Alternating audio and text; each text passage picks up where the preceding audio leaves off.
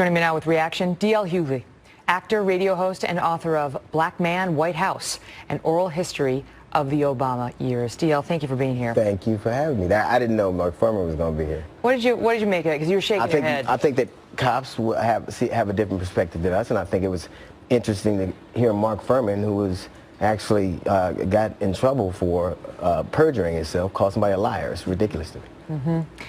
But what do you make of the fact that she had inconsistencies in her story? I think the cop had inconsistencies in his too. To me. So then you let the evidence play out. Here's my problem. It is my belief that no matter what happens, no matter what we see, the cops are given a presumption of innocence. If that same tape showed a suspect doing something, that would be all the prosecution would need. They would say the evidence is all right here. But a cop gets a presumption of innocence that is, no matter what they see, we can see somebody getting shot to death. They go, we don't know what happened before, we don't know what happened after. I know this, that in a state, in both these states, a lot of men in Louisiana, 40 to 7% of people carry guns. Men carry guns. So men having guns on them can't be that unusual. Why wasn't the first question, rather than assuming, do you have a permit for that?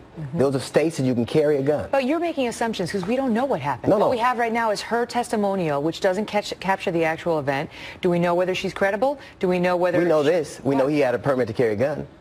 But that doesn't answer any of the questions. That absolutely answers the question. If he pulled the firearm on the officer, if he didn't disclose it, if the officer felt threatened... Why on earth would you... Here's what we do know. He had a permit to carry a gun. When you get a permit to carry a gun, they tell you exactly how to act when a police officer pulls you over. That doesn't mean he didn't threaten the officer.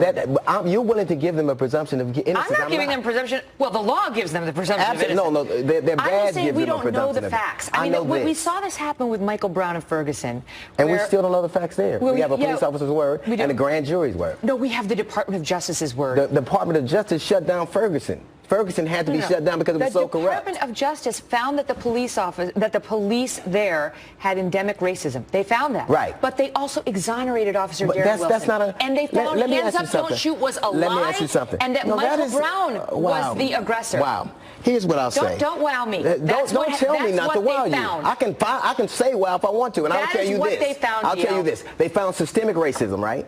So it's unbelievable. They also found systemic racism, and we know that Darren Wilson left the department because it was so racist it had to be disbanded, and he went to Ferguson, another department that is rife with racism. So that makes him a racist. Absolutely. You know what? I have no problem. Michael Brown grabbed that officer's gun and tried to shoot him in his patrol car. That is, no one has proven that. That's what Eric Holder's DOJ concluded. And Eric Holder's DOJ concluded that department was so rife with That's a dodge. I already gave that. I already conceded that, DL. We're talking about Michael Brown and the lie of hands up, don't shoot. I don't dodge at all. I'm here in Fox News. Then let's stay on it. Then let's stay on Michael Brown. We're talking about We're talking about I'm not talking. No, woman. I'm not trying to get out of bounds. You don't dodge. Then let's stay in bounds. We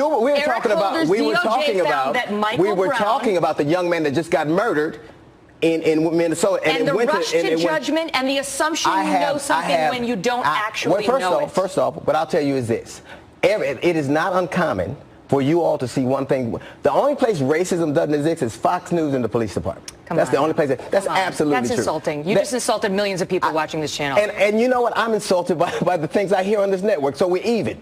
I could care less about insulting people that insult me on a daily basis. You're making a point that is, before the insults, the point you started to make is true, and we can talk about that whites perceive the situation when it comes to these I think a lot of people on this network have never seen a black man anything deserved. Could you hold the insults for a second so we can have a productive conversation? You were going to make the points that whites see certain incidents differently than blacks do, and we saw that in the O.J. Simpson case when the verdict came down. I'll give you that. Most reasonable people will give you that. But you know what shuts down all reasonable dialogue is throwing out the term racism before it's been proven. You know what's, first off, I'll say this. I believe that there is a benefit of the doubt given to police officers that's not given to anybody else. And maybe, obviously they do a tough job. You can't. In 2006, the FBI came out with a report that said that police departments were rife with white supremacists. Said it, not me. So why wouldn't I believe if I know that? I don't know a black man that hasn't had a run-in with a police officer, from the highest to the lowest. So my you've been backed up on that by my many perception people. of this is based on the experience I've had, just like yours are. So I am not willing to give them a benefit of the doubt. I have seen a lot of things. I lived in the city that Mark Furman police that also had to be taken over by the federal government. It's very dangerous when you get to the point where you paint with an entire group with the same brush based on the bad actions of a few. That is amazing to hear on this network. That really is. DL. That really is amazing to hear on this network. The only place racism. Thanks for being here. Thank you for having me. Take care.